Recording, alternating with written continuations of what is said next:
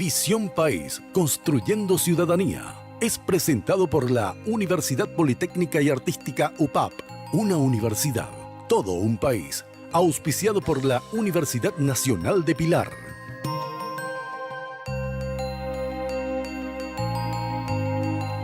Bienvenidos a Visión País, buenas noches. Hoy seguimos con la temática del domingo pasado, en evaluar qué nos deja este año 2016, sobre todo teniendo en cuenta las distintas movilizaciones sociales y particularmente dentro de esa movilización social lo que representó las movilizaciones estudiantiles, que según algunos analistas sociales ya denominan el estudiantazo. El domingo pasado estuvieron con nosotros los tres líderes principales de la educación secundaria que tomaron los colegios y que en principio lograron el objetivo inmediato, que fue la destitución de la ministra de Educación, en aquel entonces Marta Lafuente, aunque concluyeron diciendo que muy poco se ha avanzado en relación con la mesa que se integró respecto de los reclamos que históricamente ellos vienen planteando y de la agenda inicial que se había elaborado con el Ministerio de Educación y Cultura. Hoy queremos, reitero, dentro de esa temática, evaluar lo que fue precisamente el movimiento denominado Una No Te Calles. Por eso nos preguntamos, Una No Te Calles, ¿qué se logró? Hoy estarán con nosotros dos dirigentes que son y que siguen siendo protagonistas de aquel movimiento que se conformó a partir de una investigación realizada por el diario Última Hora, una investigación que demostró, digamos, la corrupción espantosa que se estaba dando en la Universidad Nacional de Asunción. Saludamos a nuestros invitados. Muy buenas noches, Liz Guillén, ella es presidenta del Centro de Estudiantes de la Facultad de Arquitectura. Muy buenas noches, Liz. ¿Qué tal? Muy buenas noches y muy buenas noches a la teleaudiencia. También nos acompaña Fernando Kruk, él es estudiante de la Universidad Nacional de Asunción y uno de los líderes, digamos, importantes y significativos en su momento el año pasado, sobre todo cuando se inició aquella movilización denominada Una No Te Calles. Muy buenas noches, Fernando. Buenas noches, Francisco, y muy buenas noches al panel y a la audiencia. Saludamos a nuestros panelistas. Bienvenido, Fernando. Muchas gracias, Francisco. Muy buenas noches a nuestros invitados también, Karina. Buenas noches y también a la audiencia. Buenas noches, Karina. Buenas noches, Francisco. Buenas noches a los invitados. Y bueno, más que nada, reconocer que este fue un año donde la educación fue un punto de reflexión, así que muy bueno también terminar el año debatiendo y reflexionando sobre estos procesos estudiantiles que tuvimos. Y por supuesto, agregando a lo que señalaba nuestra panelista Karina Rodríguez, digamos, esta movilización importante y significativa y además de los logros, porque sin lugar a dudas hay logros, y esto te vamos a adelantar, ¿verdad? Hay logros, los estudiantes, tanto secundarios como universitarios, emergieron como nuevos actores políticos. De ese tema justamente vamos a estar hablando durante el desarrollo de nuestro programa. Brevísima pausa.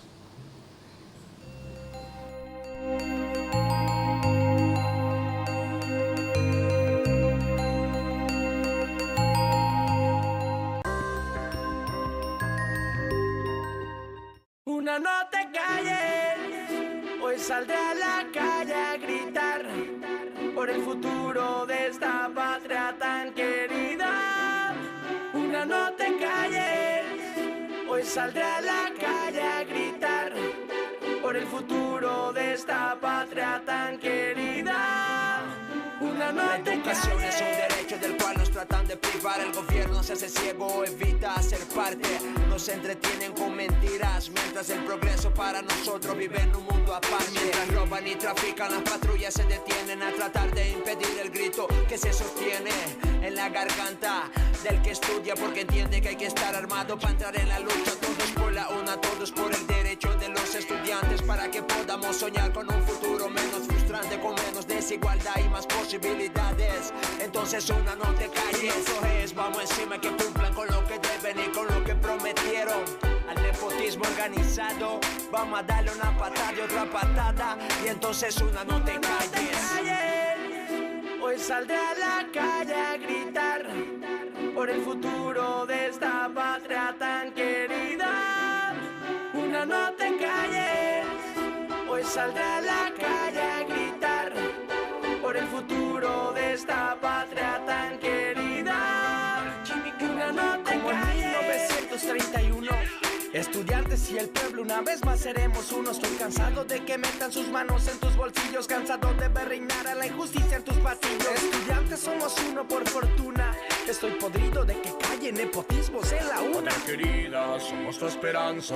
Serán los pechos la muralla, no vengan con amenazas. Es que una bala vale menos que mis sueños, y es que Froilán vale menos que una bala. Mi futuro forjaré sin embusteros, seré doctor, economista, un notable ingeniero. Entonces no me vengan con hidrantes, uniformados con metales bateando estudiantes. Nuestro derecho está bien firme y elegante. Te pido con el alma, una no te calles, Hoy saldré a la calle a gritar por el futuro de esta patria tan querida.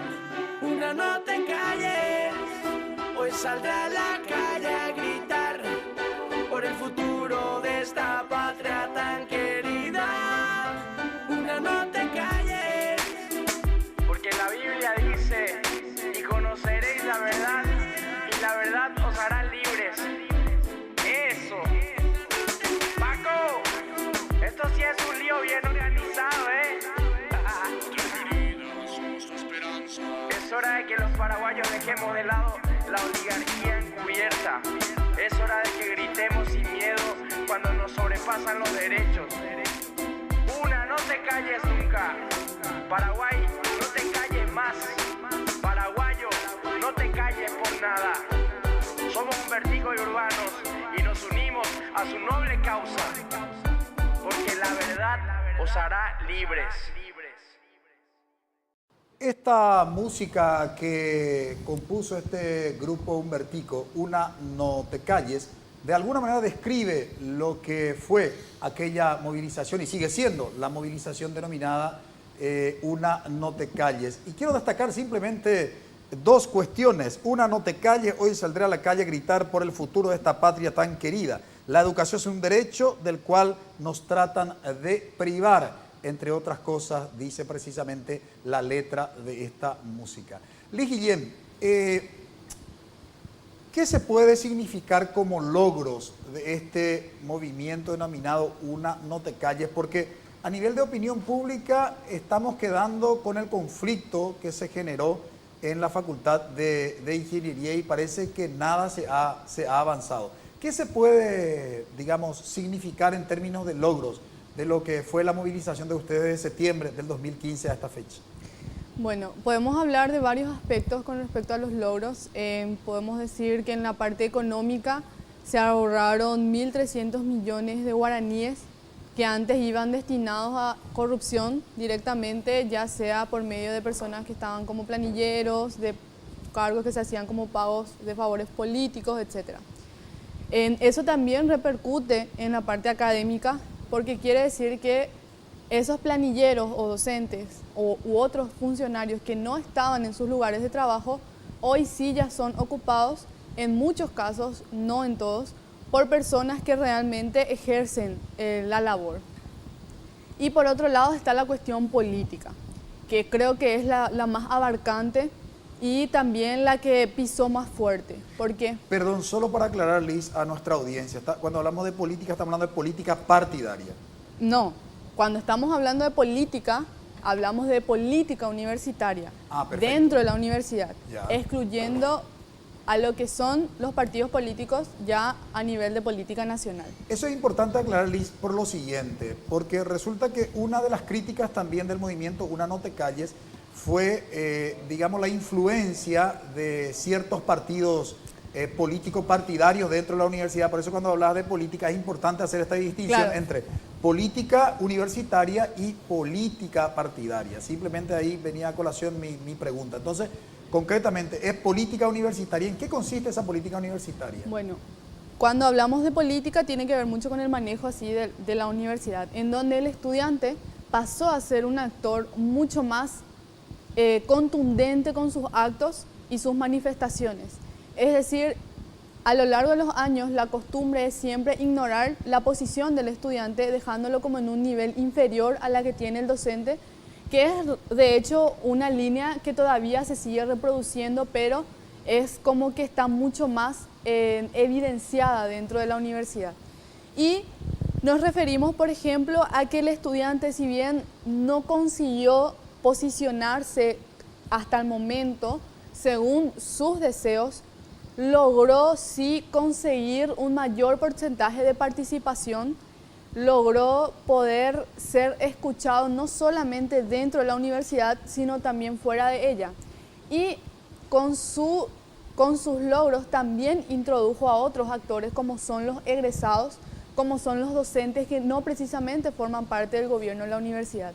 Entonces, englobando un poco los logros, admitiendo que sí existen muchísimas cosas que hasta el momento no se consiguieron, entendiéndolo también dentro todo de un proceso, hasta el momento, luego de ya más de un año de lo que pasó con la primavera estudiantil, se puede decir que hemos avanzado mucho, que tenemos por sobre todo bases para que esto no termine con nosotros, sino que vaya continuando con los siguientes estudiantes, y creo que despertamos también otros estamentos que no siempre tuvieron esa valentía de enfrentarse a la estructura, como son los egresados y los docentes. Entonces, creo que lo que deja una Notecalles, a más de lo físico y lo concreto, es eso que va a hacer que este movimiento estudiantil permanezca en el tiempo, porque si bien entre silencio y ruido, nosotros nos hemos mantenido en las movilizaciones ya por más de un año, y esto se puede extender también gracias a que se han creado las bases necesarias para que eso pueda llegar a prolongarse en el tiempo que sea necesario hasta cumplir realmente siempre los cambios y las reivindicaciones que nosotros estamos esperando. Fernando, ¿qué se podría agregar aparte de lo que señaló Liz como logros, avances de esta lucha estudiantil? Agregar muy poco, me parece que Liz hizo ya una mirada panorámica interesante. Para nosotros sería mucho más fácil poner los números sobre la mesa y decir, sacamos un rector, un vicerrector, 6 decanos de un golpe, digamos, algo inédito, pero yo creo que realmente el aporte más importante ha sido ese cambio cultural que se viene dando, que se está haciendo, es decir, no se hizo, sino que se está haciendo, se inició un proceso. Hace un año nos tocaba justamente, un poco antes de que inicien las movilizaciones, nos tocaba justamente estar en algunas evaluaciones, ya sabía como instalado en la opinión pública lo que hacía el rector, ya sabía como logrado una indignación ciudadana expresada en las redes, y me preguntaban a mí en el panel qué faltaba para que la movilización pueda llevarse por delante del rector. Y yo le decía que había una sola cosa que a nosotros nos preocupaba y que tenía que cumplirse para que pueda ser posible, y le decíamos que pasemos nosotros los estudiantes de sentirnos clientes a sentirnos sujetos de derechos y obligaciones. Y hoy me parece que un año después podemos decir que la percepción que se tiene el estudiante de sí mismo ha cambiado, por lo menos mínimamente, digamos. Entonces, ese me parece que es el aporte más elemental dentro de la universidad. Pero yo también creo que hemos dejado un legado importante a la ciudadanía. Es decir, lo venimos diciendo hace rato, creo que en términos políticos ciudadanos, digamos, ¿verdad?, de la postura política de la gente, una de las cosas que se ve y que está comprobado que se da después de las movilizaciones es que la gente como se animó, ¿sí? Como dijo, empezó a creer que se podía. Entonces, nosotros solemos decir, y yo lo admití varias veces, hasta nosotros éramos dubitativos cuando nos tiramos a la piscina, digamos. Es decir, aquel 22 de septiembre, cuando iniciamos las movilizaciones, realmente teníamos un porcentaje muy alto de seguridad, pero también teníamos nuestras dudas de si se iba a lograr o no el objetivo. Y me parece que a partir de eso, es decir, empezamos a hacer el ejercicio de creernos a nosotros mismos. Y el creerse en cualquier lugar, en cualquier aspecto de la sociedad, es fundamental para llegar al objetivo. Si no nos creemos nosotros mismos, la historia es muy difícil que se dé. Entonces creo yo, un poco agregando a lo que ya decía Liz, que me parece que era bastante completo, lo abstracto, es decir, el legado como más político, del mensaje político, me parece que es hasta hoy, digamos, lo más importante de lo logrado, ¿verdad? Y mucho por hacer, es decir, creo que ese legado a nosotros nos da la seguridad de que vienen generaciones que yo creo ostentan muchísimo más logro que nosotros.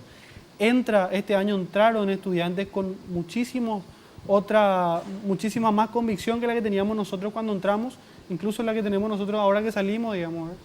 es bueno resaltar, porque lo decías vos justamente, el año pasado me tocó estar más activo, ¿verdad? Bueno resaltar que los voceros que iniciamos en el 2015, la única, 2 o 3 personas, la única que queda más o menos es Liz, ¿verdad? Que queda por unos meses más en la facultad. El resto nos estamos despidiendo de la universidad, pero con la seguridad de que vimos ingresar y que estamos viendo ingresar generaciones mucho más preparadas y mucho más convencidas en términos políticos de las cosas que hay que hacer.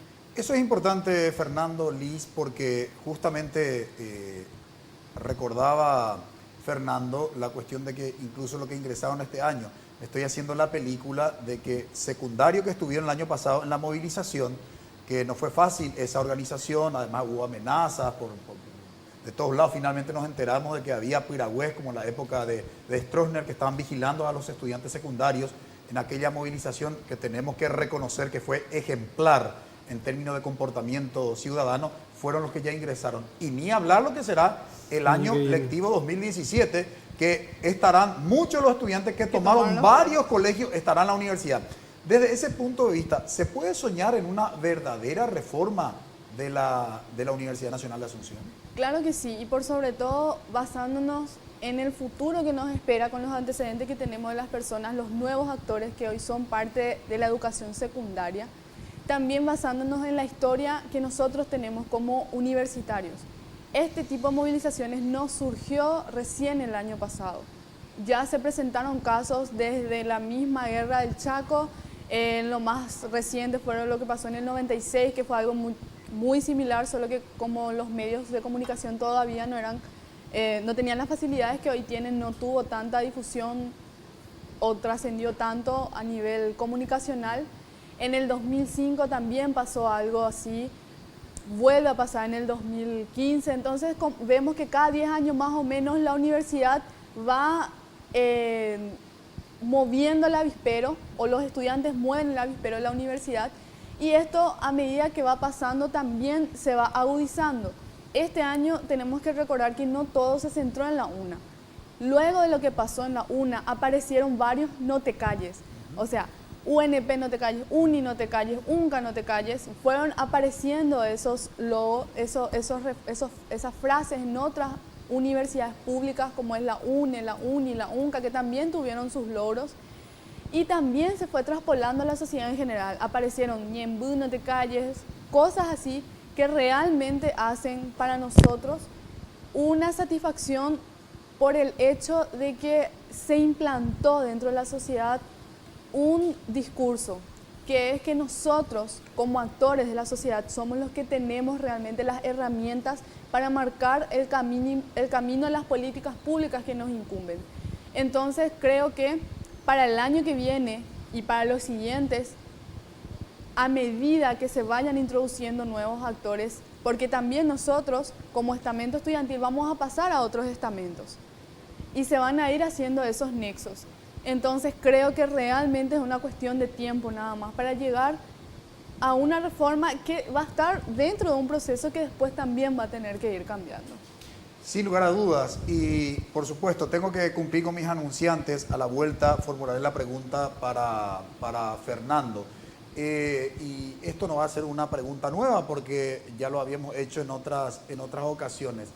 Cuando uno mira los cambios que se produjeron en los distintos cargos después de aquella gran movilización y una renuncia importante de varios decanos y de otros altos funcionarios de la UNA, pareciera que, digamos, siempre suelo recordar el aforismo de Lampedusa, cambiar todo para que todo siga igual, digamos. Parece que son los mismos actores, o por lo menos uno vincula de que los que están hoy estuvieron vinculados con los que ocuparon cargos importantes y fueron denunciados por hechos de corrupción. Pero esa pregunta vamos a trasladar a nuestros invitados a la vuelta de la pausa.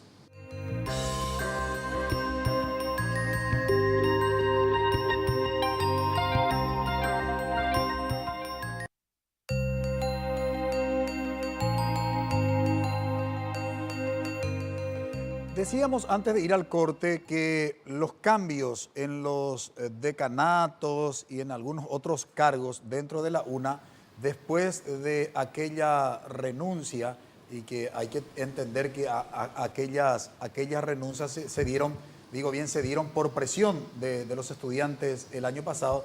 Sin embargo, vemos que esos actores, o muchos de esos actores, están vinculados con lo que habían renunciado. Entonces, la gran pregunta que queda, por lo menos a nivel de opinión pública, ¿cómo se puede lograr los cambios o la tan ansiada reforma que sueñan los estudiantes y que una buena parte de la ciudadanía también soñamos con esos actores? Y traslado la pregunta a Fernando. Es interesante porque la gente, y esto lo voy a vincular directamente con otro elemento, es decir, la gente se preguntaba mucho si la reforma para nosotros implicaba solamente una cuestión de constitución de órganos de gobierno. ¿Por qué voy a vincular con esto? Desde el punto de vista estudiantil, para nosotros sí cambió el panorama en muchas de las facultades en torno a las representaciones estudiantiles, que anteriormente, por los procesos electorales manejados, amañados por los decanos, presidentes de las comisiones electorales hasta hace muy poco, según el estatuto, lograban que los estudiantes que ingresaran no eran necesariamente los electos por sus pares, sino eran producto de fraude en muchos de los casos en las elecciones. Y me hago totalmente cargo de lo que digo, ¿verdad?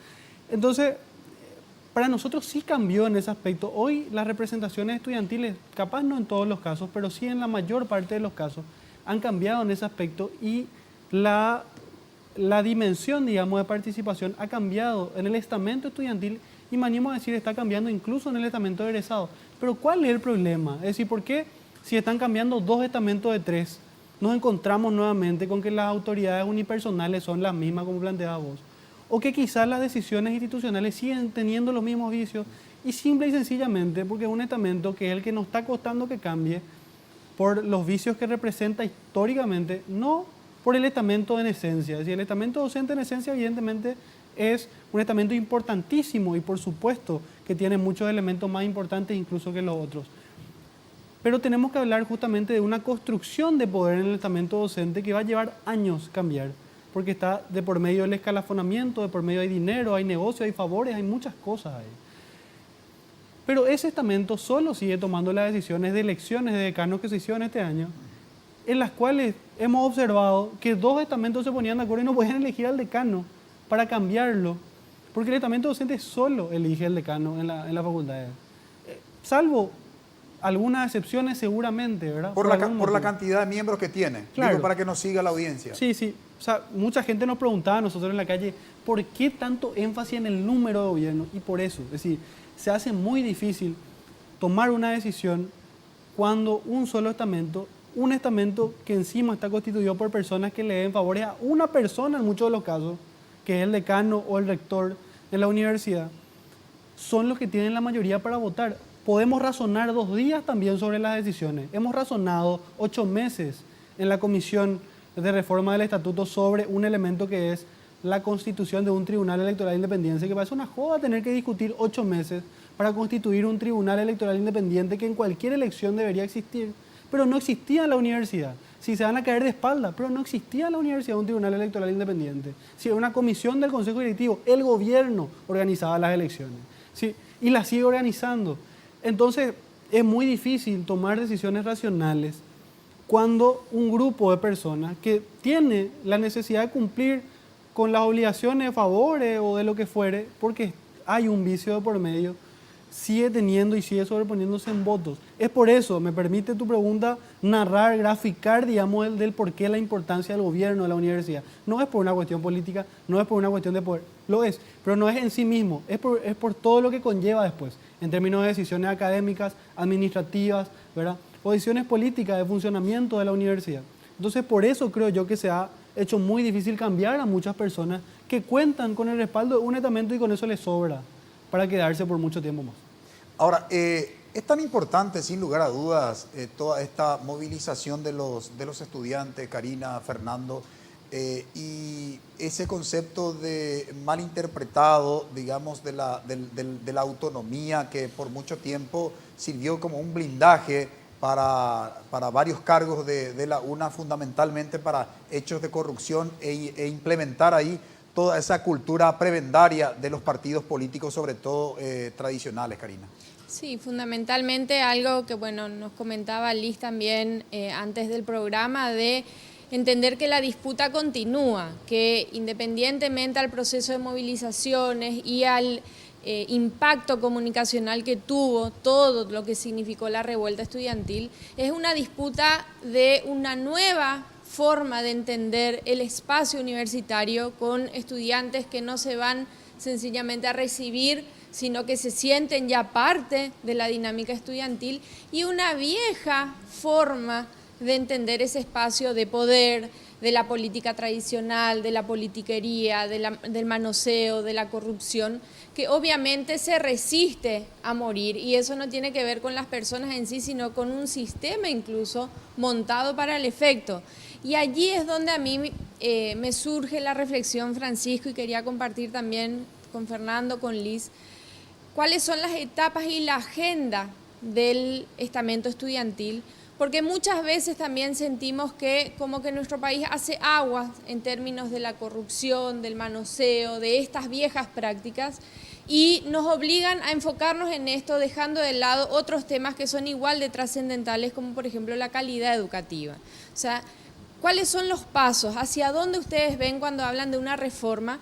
Porque si bien podemos cambiar, se pueden cambiar las cabezas, se puede mejorar el estatuto, se puede lograr efectivamente la representatividad de todos los estamentos, pero si no cambiamos también el sustento básico que tiene que ver con esa calidad y con los propios programas curriculares de nuestras universidades, también estamos con una deuda casi que histórica en la Universidad Nacional de Asunción, y ni qué decir en el resto, ¿verdad? Entonces, ¿hacia dónde ustedes ven que debería ir esta reforma, si es solamente en el plano administrativo o va más allá?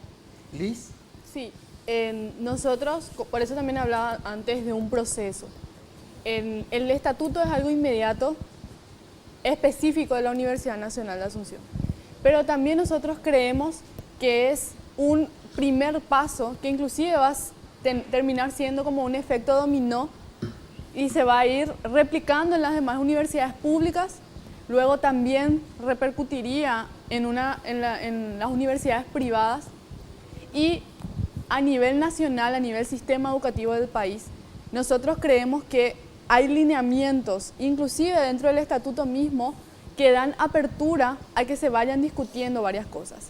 Y lo que nosotros hoy día estamos teniendo como fin, en realidad es una herramienta que nosotros queremos para que esas discusiones posteriores, que ya tienen que ver con la calidad educativa, que ya tiene que ver con el rol de la universidad dentro de la sociedad, que hasta hoy día no la cumple, que tiene que ver con los profesionales que nosotros estamos lanzando a la sociedad y para quiénes son esos profesionales. Entonces, esas discusiones hasta hoy día están trabadas, estancadas dentro de la universidad, y te puedo asegurar que inclusive no solamente dentro de la UNA, sino a nivel nacional mismo.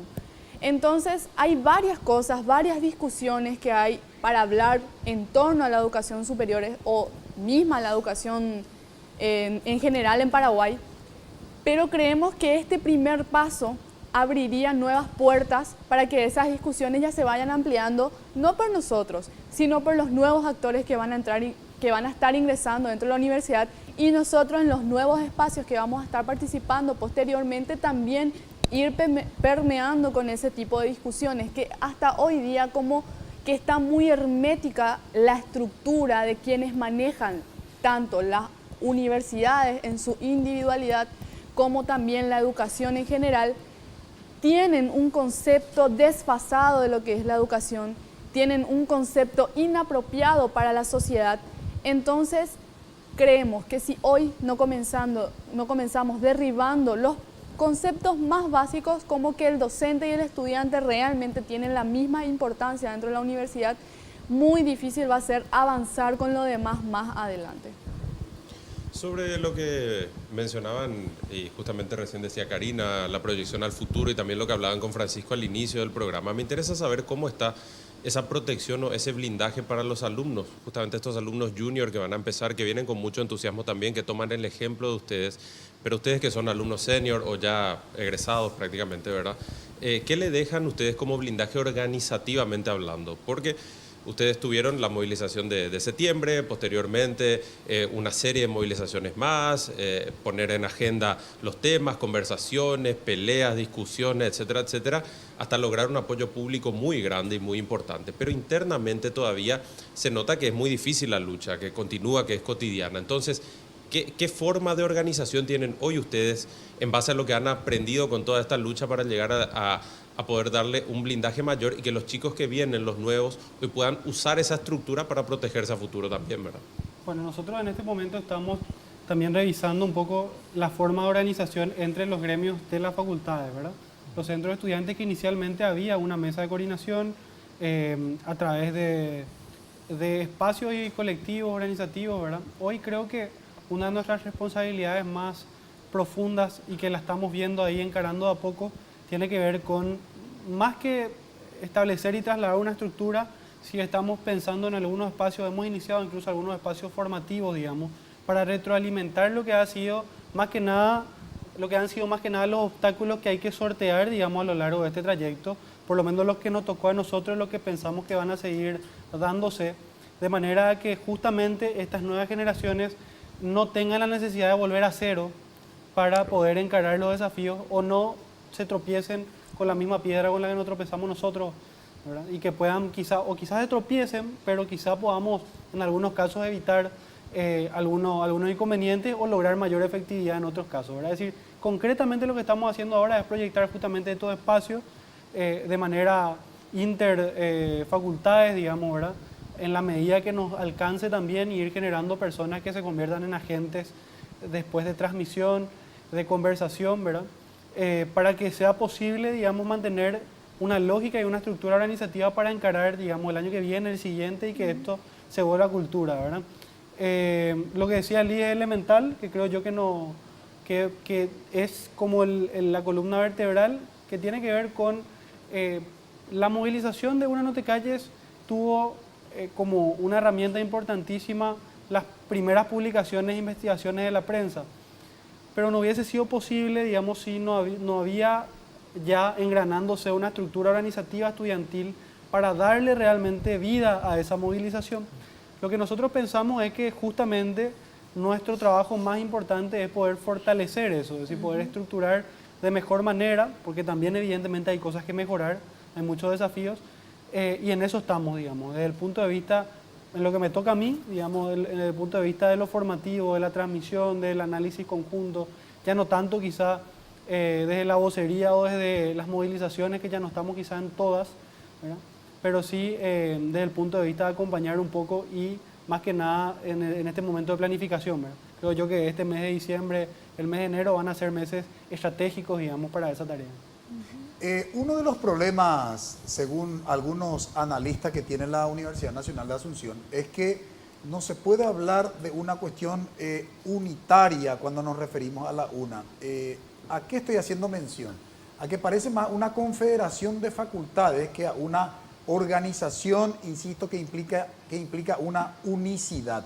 Porque ahora la crisis, y pongo como ejemplo puntual para enfatizar lo que estoy queriendo básicamente señalar, la evidencia es lo que está aconteciendo en la Facultad de Ingeniería de la Universidad Nacional de Asunción. Otras facultades ya están funcionando, digamos, casi normalmente. Sin embargo, la última crisis, que hace más o menos 60 días se inició, se solucionaron algunas facultades, en algunas facultades, digo bien, y normalmente se están desarrollando las actividades, culminando inclusive el año lectivo académico, y sin embargo en la Facultad de Ingeniería se tuvo que recurrir a la figura de la intervención. ¿Qué acontece? ¿Cómo debemos entender eso? Dentro de esta falta de unidad o de unicidad de las facultades dentro de la UNA, ¿es posible plantear una reforma integral como universidad o tenemos que pensar en facultades como, estamentos o estancos distintos? De eso nos ocuparemos a la vuelta de la pausa.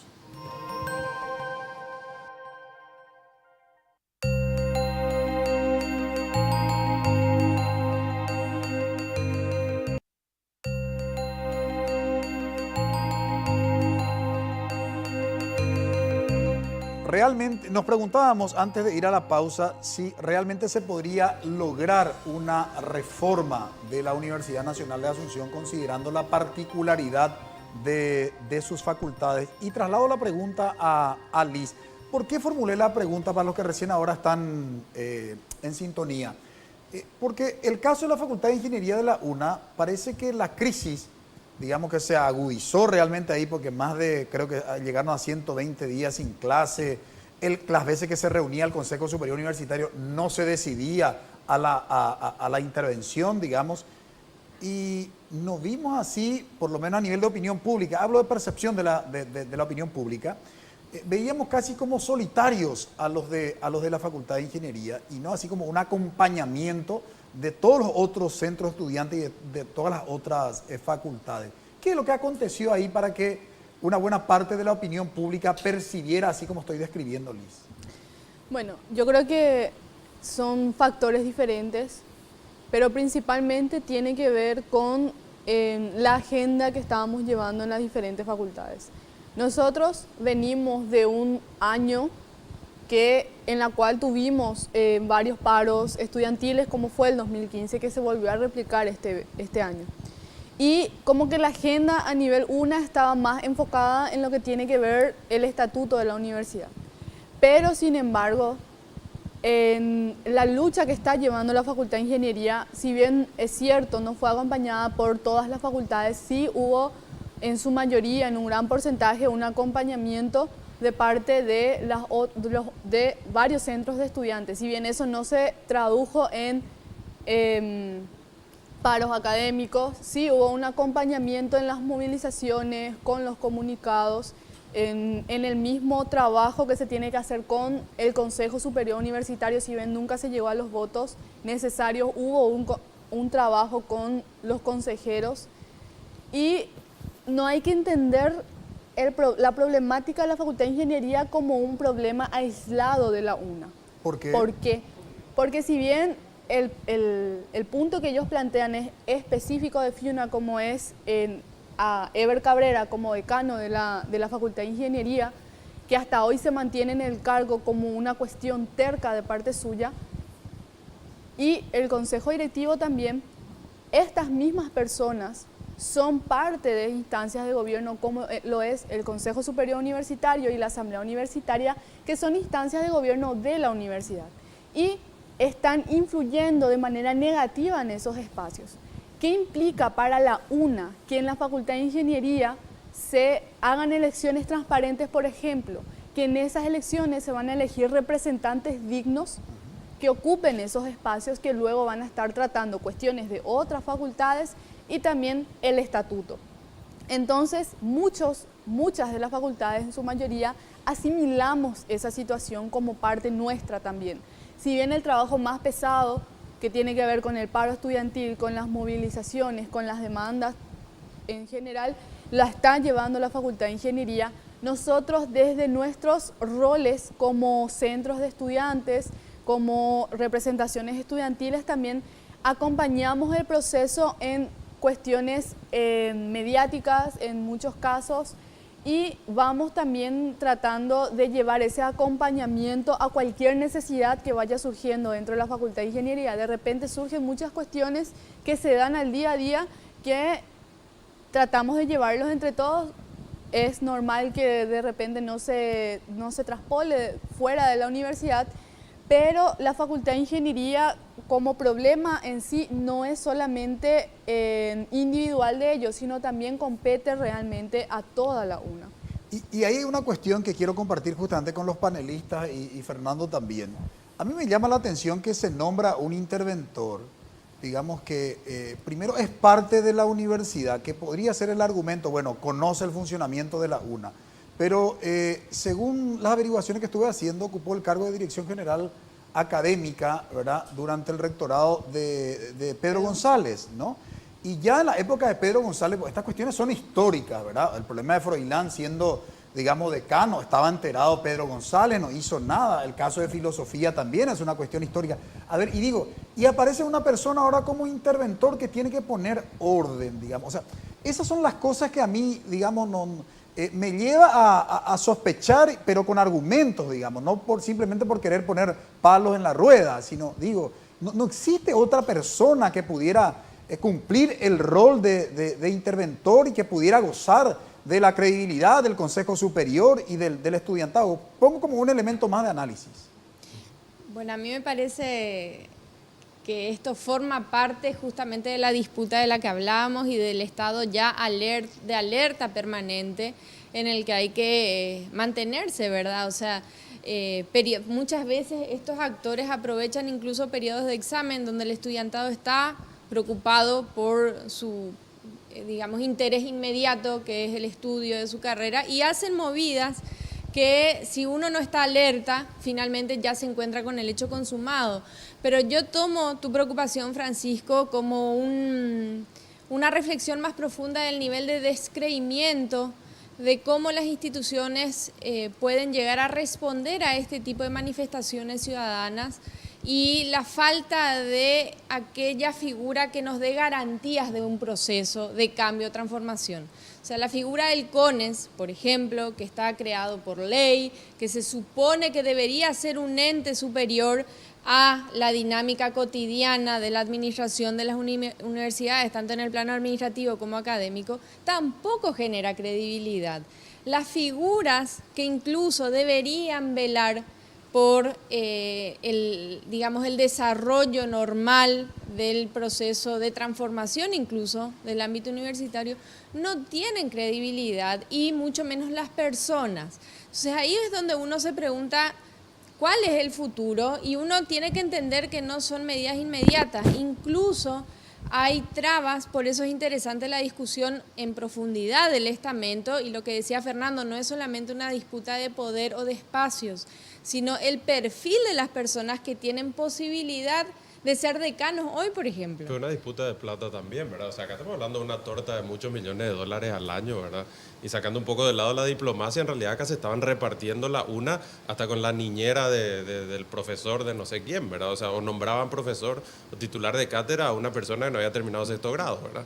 Entonces, lo que hay que entender acá también es que lo que se está tratando de blindar y proteger es una mamadera gigante, una torta enorme de muchos millones de dólares que se repartieron durante muchísimos años en la Universidad Nacional, ¿verdad? O sea, ustedes están luchando honestamente contra gente que tiene otros elementos y que conspira de una manera diferente totalmente. Por eso la lucha es desigual y por eso todo lo que ustedes piden y reclaman demora un montón de tiempo en resolverse y nombrar un interventor que es juez y parte, si se quiere, así de rápido, ¿verdad? Entonces es una lucha desigual todavía, ¿verdad? Yo quería consultarte, Fernando, sobre el tema de los estatutos principalmente, porque quería saber cómo está esa lucha hoy puntualmente. Es quizás la base de toda la reforma, por lo menos una parte muy, muy importante. ¿Cómo está hoy? Bien, en la asamblea universitaria se viene desarrollando. El martes pasado hubo una asamblea, ¿verdad? Evidentemente la agenda ha también complicado mucho más el trayecto para nosotros, y se ha vuelto todavía más desigual para nosotros la disputa con el tiempo, con el desgaste y con el periodo del año, ¿verdad? Es decir, que es un periodo estratégico por el calendario académico, por los exámenes, etcétera, etcétera. Es buena la pregunta porque el martes pasado se trató un punto elemental que ya lo mencionaba hace rato, que tenía que ver con un tribunal electoral independiente, y básicamente decidieron que no sea independiente el tribunal. Es decir, decidieron que sea el tribunal de un solo estamento y que sea un tribunal donde el gobierno nuevamente pueda tener participación en las elecciones de cualquier estamento que se haga en la universidad. ¿Quién decide eso, Fernando? Para que la gente sepa. La asamblea universitaria, con la mayoría docente, por supuesto. Claro, que hoy está compuesta por una mayoría docente, o sea, donde los estudiantes todavía no tienen una participación suficiente. Tienen representantes, pero digamos que es anecdótico porque el número de docentes triplica el número de estudiantes, ¿verdad? La estructura del estamento docente, como decía hace rato, todavía hace que las decisiones se tomen en función de lo que decías vos, ¿verdad? Entonces, eso por un lado. El martes hay otra asamblea, ¿verdad? Y ahí se toca el primer órgano de gobierno, el más importante de la universidad, que es la asamblea universitaria. Es decir, se va a llegar a ese punto. Estamos también nosotros conversando con los asambleístas, estamos viendo cómo lograr, digamos, que se le pueda dar algo de razón, digamos, a la decisión. Estamos tratando de reflexionar con la gente, con muchas complicaciones. Me parece muy muy sintético lo que decías vos, decías, es una lucha muy desigual, pero yo creo que bueno, se va a mantener. Creo que ahora, justamente también para la pelea del estatuto de la universidad, va a ser muy importante la pelea que se prepare, digamos, con los nuevos actores para el año que viene, porque yo creo que va a seguir el proceso. Y todo lo que eso va también a edificar en términos de coyuntura dentro de la universidad, ¿no? Y esto es elemental, Francisco, y vos lo sabes mejor que nadie en tu experiencia también, que en realidad la educación como base de un país desarrollado está en el ejemplo de los países del sudeste asiático. Por ejemplo, veíamos hace poco el tema de las pruebas PISA, donde Argentina había sido excluida finalmente de estas, Singapur y Taiwán, por ejemplo, ¿verdad? Que son que no solamente están muy bien conceptuados en este tema o en el índice de desarrollo humano, en su poder adquisitivo inclusive, ¿verdad? Es decir, nosotros sabemos que la base es la educación, o sea, si queremos ir para adelante, ¿no? No cabe la menor duda. Se me fue el tiempo, pero me gustaría una reflexión final de 30 segundos, tanto de Liz como de Fernando. Bueno, yo creo que luego de más de un año de trabajo que ya tenemos desde el estamento estudiantil, desde el gremio estudiantil, esta lucha se fue expandiendo a otros estamentos, fue expandiéndose fuera de la universidad. Nosotros conseguimos articular entre los estudiantes, conseguimos ya dejar de trabajar de manera aislada, si bien es todavía el formato que tiene la universidad. Nosotros desde el gremio estudiantil pudimos romper un poco esas barreras y poder movernos ya de manera autónoma entre todos y también buscar nexar con otras universidades a nivel país. Creo que el camino que todavía queda por recorrer es extenso y tiene demasiados obstáculos en él, pero estamos creciendo y estamos formando las bases necesarias para que ese camino se pueda recorrer y se pueda llegar por sobre todo. Hasta el momento la principal traba que nosotros tenemos son justamente los que toman la decisión. Son las autoridades de la universidad, son docentes que precisamente no representan a su estamento, que hasta el momento buscan hacer o hacen prevalecer sus intereses personales por sobre los intereses colectivos de la comunidad universitaria. Y si bien la estrategia de dilación que siempre utilizaron hasta el momento les funcionó, creo que son cuestiones coyunturales que se van a ir subsanando con el tiempo y por sobre todo que existen las herramientas necesarias para que esto no se apague. 30 segundos, Fernando. Puntos importantísimos se van a jugar el año que viene, quizás ya no alcance este año. Yo creo que en las fiestas gran parte de la ciudadanía paraguaya va a poder incluir en sus deseos una universidad pública con un acceso garantizado, una universidad pensando a futuro gratuita, una universidad de calidad con todo lo que eso implica, ¿verdad? Desde lo que hoy peleamos nosotros y cómo eso después se traslada, digamos, al debate académico. Y digo esto porque me parece que hemos logrado hoy que la opinión pública y esa gran porción de gente que no necesariamente está hoy dentro de la universidad sienta que se le está robando cuando se roba la UNA. Y por eso creo que mucha gente que hoy no tiene la posibilidad de estar en la universidad, pero debería estar en la universidad y tiene ganas de estar en la universidad, pero no está porque no hay condiciones para que ingrese, tiene dentro de sus deseos que la UNA cambie. Así que creo que estas fiestas van a incluir en sus deseos justamente esa necesidad y creo que también van a incluir en su agenda del próximo año. Así que invitarle, por supuesto, a toda la ciudadanía a partir de este canal a que podamos realmente pensar todos juntos y empezar el próximo año con muchísima más convicción y unidad para poder cambiar, digamos, la educación superior en el país. Lo que queda claro definitivamente es que la lucha realmente, la más importante, ahora se inicia con la modificación de los estatutos. Agradecemos a Liz Guillén y a Fernando Cruz por colaborar con nosotros en este análisis. Brevísima pausa, a la vuelta presentamos la conclusión de nuestro programa.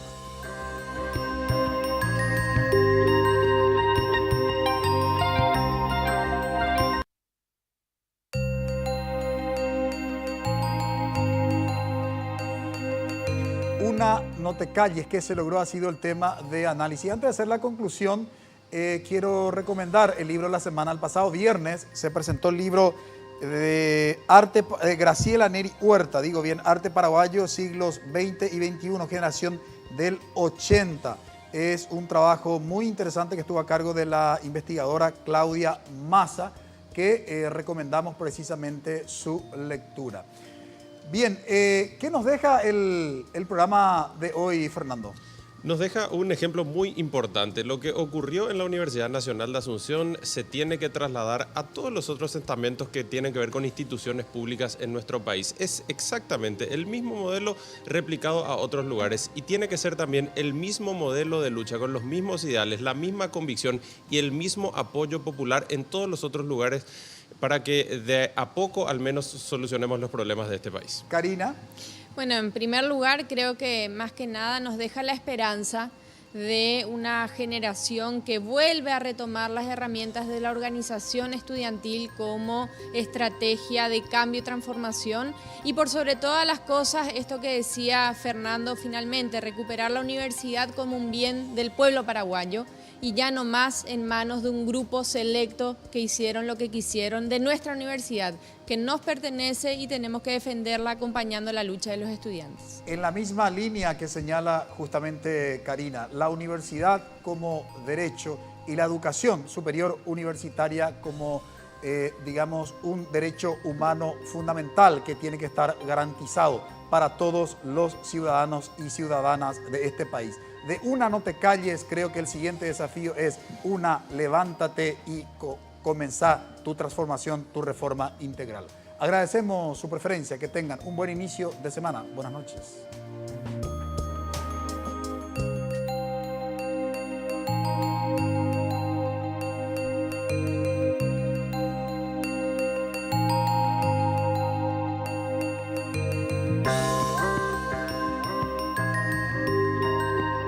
Visión País, construyendo ciudadanía. Fue presentado por la Universidad Politécnica y Artística UPAP, una universidad, todo un país, y auspiciado por la Universidad Nacional de Pilar.